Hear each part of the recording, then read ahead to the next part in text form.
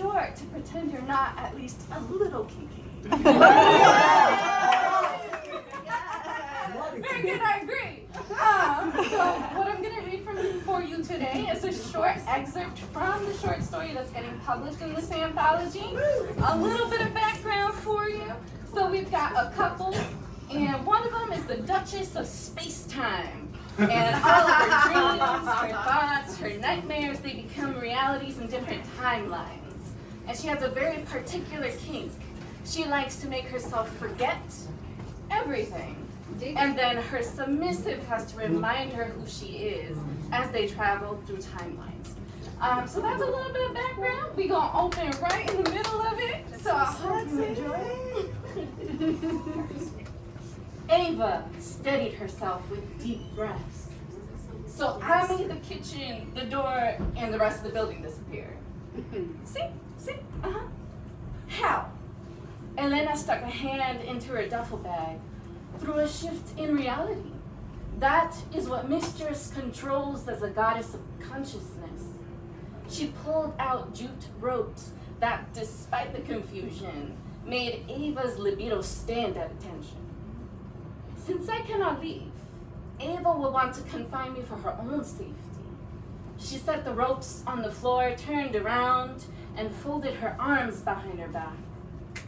Ava had slid into some DMs, but this was beyond what she intended when she made her dating profile. How you know I ain't gonna strangle you with these? I like breath play. Elena looked over her shoulder. But you've only ever done so at my request. Mistress may forget, change her name, live a whole new life, but Mistress is always herself. There it was again, that electric flower blooming within Ava. Elena's dark eyes were filled with a hunger Ava felt drawn to feed. Images flooded her mind, deep, lush kisses, glistening skin, hot tongue sliding down brown neck until teeth bit down hard. Does Mistress wish to take me now?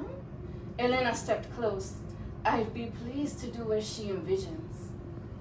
Ava staggered back. You saw that. I always see what you see when you tap into our memories.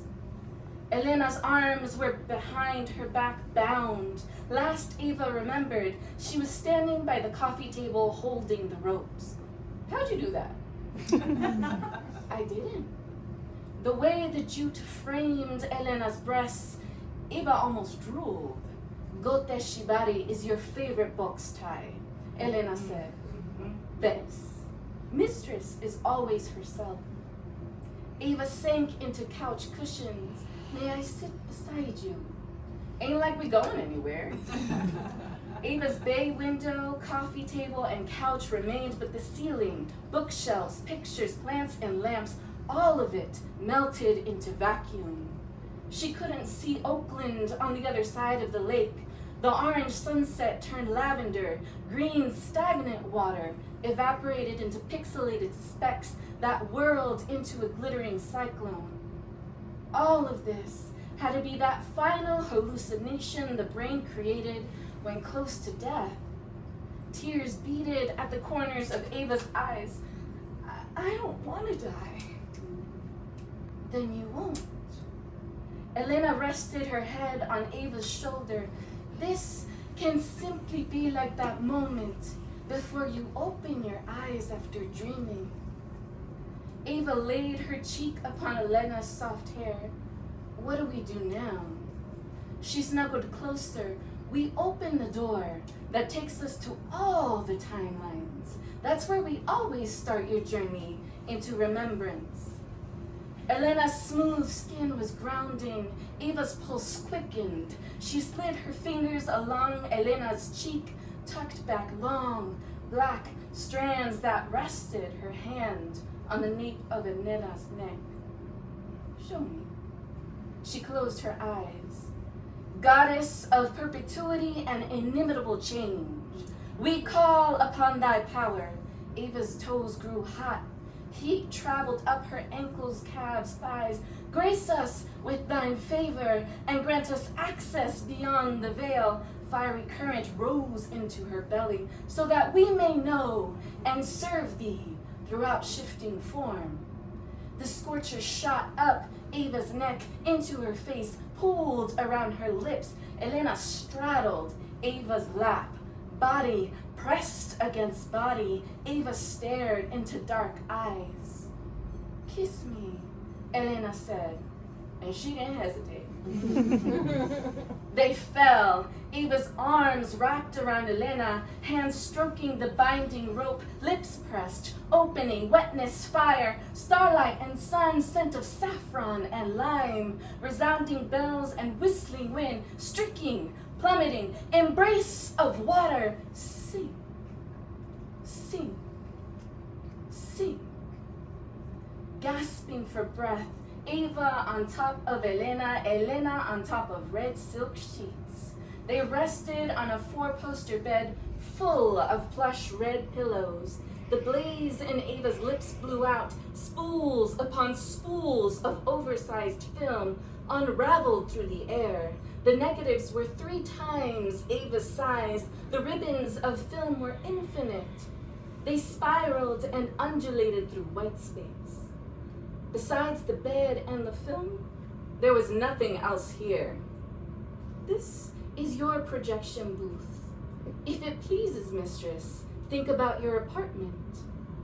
When she brought her bay window to mind, one of the ribbons of film nosedived, whirled around the bed, spun until it flashed white.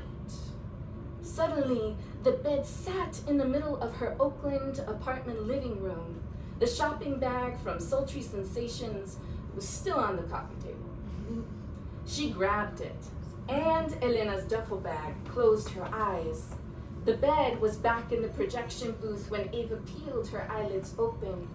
Elena squirmed. "Mistress." She wrapped her legs around Ava's waist when Ava pulled the harness out of the tissue paper. "Please."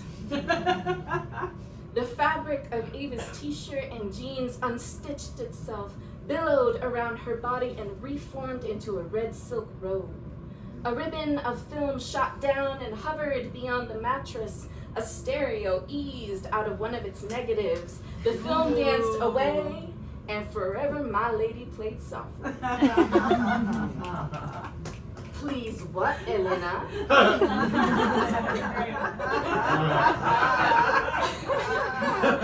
She rocked her hips, breath becoming heavy. Redness in Elena's cheeks mirrored redness on her chest.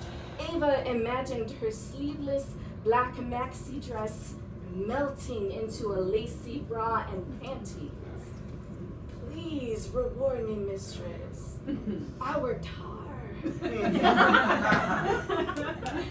Ava placed her hands on either side of Elena's head and leaned forward.